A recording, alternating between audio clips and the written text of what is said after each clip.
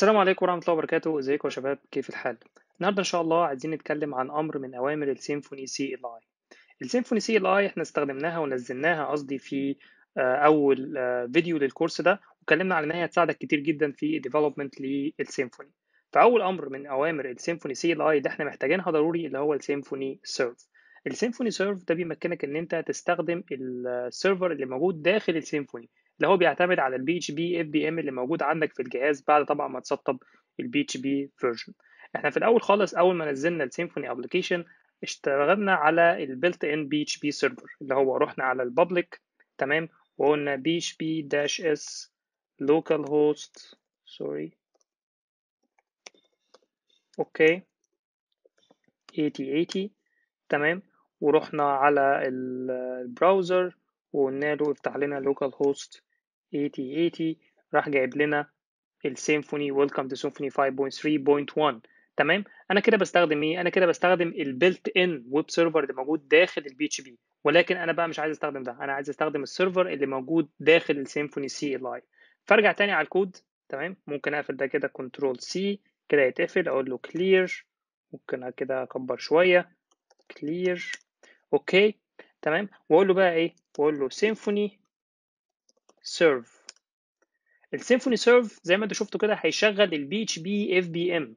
انا دلوقتي مسطب عندي بي اتش بي فيرجن 7.4.20. تمام. ده الفيرجن اللي موجود عندي على اللوكال بتاعي، تمام، او ده الكرنت فيرجن. هو بيستخدم البي اتش بي اف بي ام وبيشغل لك السيرفر بتاعك. طبعا ده بيبقى اسرع بكتير من البيلت ان بي اتش بي سيرفر، وفي نفس الوقت بيساعدك في حاجات كتيره. يعني مثلا ممكن انت تنستول سيرتيفيكت بحيث ان انت تستخدم اتش تي تي بي اس في اللوكال هوست بدل الاتش تي تي بي. يعني بيساعدك في حاجات كتيره افضل بكتير قوي من ان انت تستخدم الديفولت اللي هو البيلت ان ويب سيرفر اللي في البي اتش بي. وفي نفس الوقت ده طبعا على عكس اللي انت هتستخدمه في السيرفرات بتاعتك زي مثلا اباتشي او انجين اكس. تمام. لو جينا على الصفحه برضو دي وجينا هنا بقى بدل 8080 وقلت له على البورت اللي هو 8000 هيفتح لي نفس الصفحه، ولكن بقى دلوقتي كده انا بستخدم السيرفر بتاع السيمفوني سي ال اي.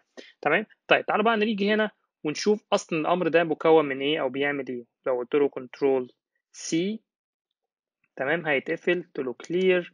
وجيت هنا قلت له سيمفوني سيرف داش داش هيلب.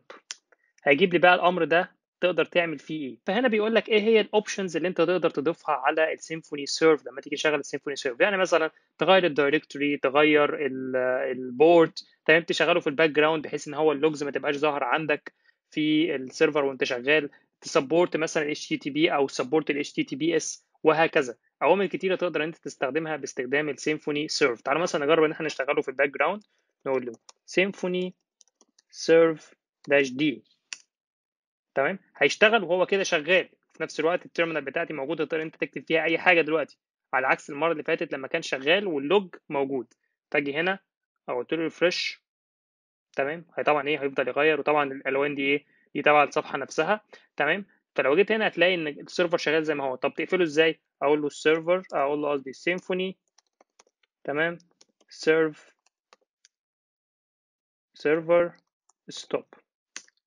تمام. كده راح ايه موقف السيمفوني سيرفر. تيجي هنا اقول له فريش، مفيش، خلاص مفيش السيمفوني سيرفر. تمام. فاحنا كده بس قلنا باختصار ازاي ان انت تستخدم السيمفوني سيرفر او السيمفوني سي ال اي ان انت تشغل البيلت ان ويب سيرفر الموجود داخل السيمفوني سي ال اي. شكرا لكم جدا، واي اسئله واستفسارات وتعليقات انا موجود على اي سوشيال ميديا. والسلام عليكم ورحمه الله وبركاته.